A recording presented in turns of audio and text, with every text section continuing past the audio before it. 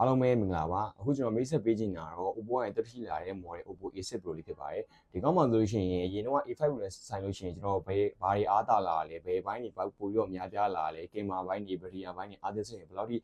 ပြောင်းလဲသွားဆိုတာဒီမိတ်ဆက်ပေးချင်တာဖြစ်ပါတယ်စစ်ပရိုမှာဆိုလို့ရှိရင်ကျွန်တော်အရင်တော့ပေါ့နော်ထွက်ခဲ့တဲ့ A5 Pro တက်ဆိုင်လို့ရှိရင်မှန်သားရုပ်ထွက်ပိုင်းတော်တော်လေးဆိုလာတော့တွေ့ရတယ်ကျွန်တော်အရင်တော့ A5 Pro မှာကျွန်တော် LC မှန်သားကိုသုံးခဲ့တာပေါ့နော်သူရဲ့ A6 Pro မှာဆိုလို့ရှိရင်ကျွန်တော်ဒီ AMOLED display ကိုသုံးတဲ့အတွက်ရုပ်ထွက်ပိုင်းကြီးတော်တော်လေးဆိုလာတယ်ပြီးတော့ကျွန်တော်ဒီအရင်တော့ A5 Pro မှာကျတော့ရုပ်ထွက်က LC ဖြစ်တဲ့အတွက်ကျွန်တော်ဒီနေအောင်ထဲရောက်လို့ရှိရင်တော့ပဲအလင်းအကုန်တင်ရမယ်ဆိုလို့ရှိရင်တော့ကျွန်တော်ဒီသိမမြင်ရဘူးပေါ့နော်ဒီ A6 Pro မှာကျတော့ဒီကောင်းရဲ့အလင်းနစ်ကကျတော့ကျွန်တော်ဒီ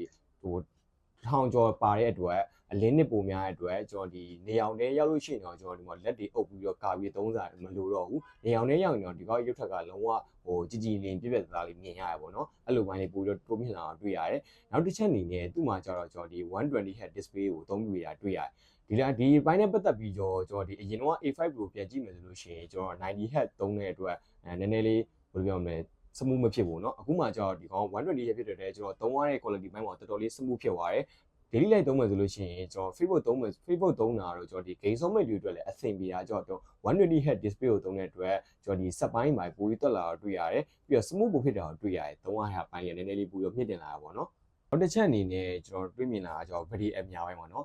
daily life မှာသုံးမယ်လို့ရှိရင်ကျွန်တော်အရင်တော့ A5 Pro တက်ဆိုင်လို့ရှိရင်ကျွန်တော်ဒီအရင်တော့ A5 Pro မှာကျွန်တော် battery mAh ကတော့9800သုံးခဲ့တာကိုတွေ့ရတယ်ပေါ့နော်လက်ရှိ A6 Pro မှာဆိုလို့ရှိရင် battery mAh ကိုတော်တော်လေးတိုးမြင့်တာတွေ့ရတယ်သူရဲ့ A6 Pro မှာဆို battery mAh ကျတော့ကျွန်တော်9000 mAh ကိုသုံးခဲ့တာတွေ့ရတယ်အဲ့တော့မှဒီကောင်းရဲ့အထူဆိုလို့ရှိရင်လည်းကျွန်တော်အရင်တော့ A5 Pro တက်ဆိုင်လို့ရှိရင်အရင်မထူပေါ့ပါလေးပဲ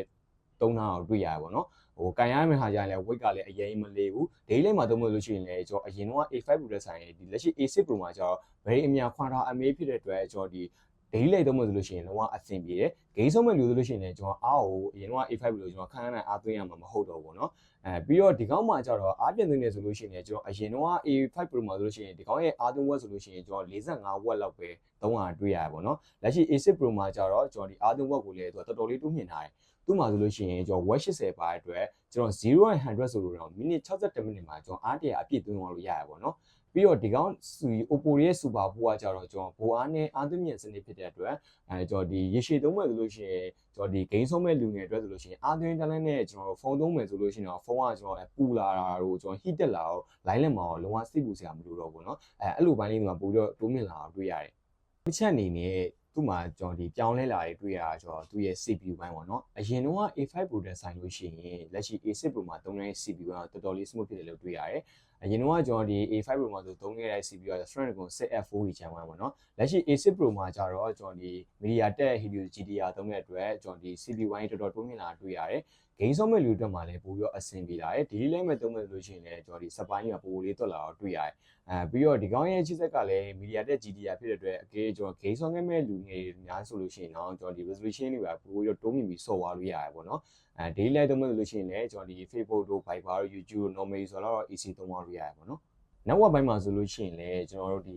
့ဒီကောင်းရဲ့ AI link 3.0ကိုထည့်သွင်းပေးတာတွေ့ရပါတော့ဒါတွေကဘာတွေအားသာလဲဆိုတော့အရင်တော့ A5 Pro တက်ဆိုင်လို့ရှိရင် line ဆွဲမှာတော်တော်လေးပို့ပြီးအားသာလာတယ်ဒီ AI link 3.0ဟာကျွန်တော်ဟိုမှာပေါ့ကျွန်တော်ဒီ daily life မှာကျွန်တော်ဒီဂျက်လီကားတွေရောက်တာတို့ပြီးလို့ရှိရင်ကျွန်တော်ဒီအဆောက်အုံအောက်ထဲရောက်တာပေါ့ဆို line ဆွဲကလုံးဝပြတ်တောက်အောင်မှာမဟုတ်ဘူးเนาะပြီးတော့ဒီကောင်းရဲ့ AI link ကကြတော့ကျွန်တော်ဒီမီတာပေါ့နော်ဒီကျွန်တော်ဒီ Oppo model ချင်းပေါ့နော်ဒီ single မရှိပဲကျွန်တော်ဒီ internet တိုင်မရှိပဲနဲ့မီတာ600လောက်အကွာအဝေးမှာသူကဖုန်းခေါ်သွားလို့ရပါဘောနော်ကျွန်တော်ဒီပုံမှန်ဒီနေ့အပြည့်ပြောမှာဆိုတော့လည်းပြောမှာဆိုလို့ရှိရင်ကျွန်တော် walkie talkie ပုံစံမျိုးပြောသွားလို့ရတယ်။ line ဆွဲပိုင်းလေးတော်တော်ကောင်းတယ်။ line ဆွဲကောင်းတဲ့အပြင်မှာကျွန်တော်တို့အကြမ်း brand ပိုင်းမှာဆိုလို့ရှိရင်လည်း A5 Pro တက်ဆိုင်လို့ရှိရင်တော်တော်လေးအကြမ်းခံလာတော့တွေ့ရပါတော့ဒီကောင်းရဲ့မှန်သားပိုင်းဆိုလို့ရှိရင်ကျွန်တော် calling ကိုရဲ့ glass ဆိုင်မှာသုံးတဲ့မှန်သားပိုင်းကတော်တော်လေးအကြမ်း brand ခံတယ်လို့ပြောရမယ်ပြီးတော့ဒီကောင်တွေကကျွန်တော်ဒီမိုးရေထဲမှာသုံးတယ်ဥမာပေါ့နော်ကျွန်တော် deli ပို့တဲ့လူတွေပါမိုးရေထဲမှာကျွန်တော်ဆက်ခွင်းကိုရေဆိုနေအောင်တန်းလိုက်အောင်သုံးသွားလို့ရပါဘောနော်အကြမ်း brand တော်တော်လေးခံတယ်ပြီးတော့ဒီကောင်ရဲ့မှန်သားပိုင်းဆိုလို့လည်းပို့ပြီးတော့မာကြောလာတဲ့အတွက်ကျွန်တော်ဒီရေဘူးရေးပေါ့နော်ဥမာကျွန်တော်ဒီအိမ်တောင်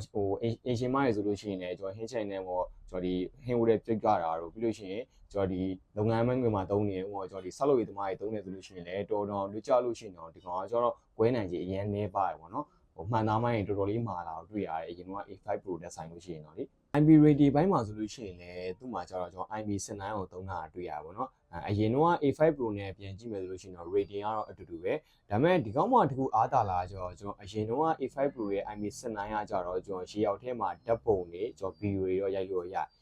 ဒါပေမဲ့ဒီ A6 Pro မှာကျတော့ကျွန်တော်ဒီ live လွှင့်မယ်ဆိုလို့ရှိရင်တော့ဒီကောင်ကကျတော့ရေရောက်ထဲမှာ live လွှင့်သွားလို့ရပါဘောเนาะဘယ်လိုမျိုးလဲဆိုတော့ကျွန်တော်အရင်တော့ A5 Pro ကကျတော့ကျွန်တော်ဒီရေရောက်ထဲမှာဓာတ်ပုံပဲရိုက်လို့ရတယ် internet တွေပဲဖွင့်ပြီးတော့အသုံးပြုလို့မရဘူးဒီကောင်းမှာကြတော့ကျွန်တော် A6 Pro ကကြတော့သူကဒီရေရောက်ထဲရောက်လို့ရှိရင်တော့ live လွှင့်မယ်ဆိုလို့ရှိရင်တော့ကျွန်တော်ဒီ line ပြောက်သွားရတယ်ဗျလုံးဝမဖြစ်ဘူးเนาะအဲ့လိုပိုင်းလေးစားပိုပြီးအားသာလာကိုတွေ့ရတယ်ဒီဇိုင်းထဲမှာဆိုလို့ရှိရင်လည်းကျွန်တော်အရင်တော့ A5 Pro တက်ဆိုင်လို့ရှိရင်တော့တော်တော်လေးတိုးမြင်တာတွေ့ရတယ်ကာလာပိုင်းမှာဆိုလို့ရှိရင်တော့ကျွန်တော် pink ရယ် blue ရယ်ဆိုတော့နှစ်ကာလာရှိရပါတော့လက်ရှိဝင်လို့ဆိုလို့ရှိရင်သူကကျတော့ဒီ promotion အနေနဲ့ကျွန်တော်ဒီမှန်ပိုင်းအောင်အမကန်6လပေးရတဲ့အတွက်နီးစရာဆိုင်မှာတော့ဝယ်လို့ရတယ်လက်ရှိကျွန်တော်ရှင်းပြပေးသွားတဲ့ A5 Pro နဲ့ A6 Pro ကွာခြားချက်လေးကိုကျန်နေသက်မယ်လို့ထင်တယ်ဒါလို့ကျွန်တော်ရဲ့ channel လေးကိုကြိုက်လို့ရှိရင်တော့ကျွန်တော် like and subscribe လုပ်ပြီးတော့တောင်းဆိုချင်ပါတယ်နောက်ထပ်ဗီဒီယိုမှာပြန်တွေ့ပါ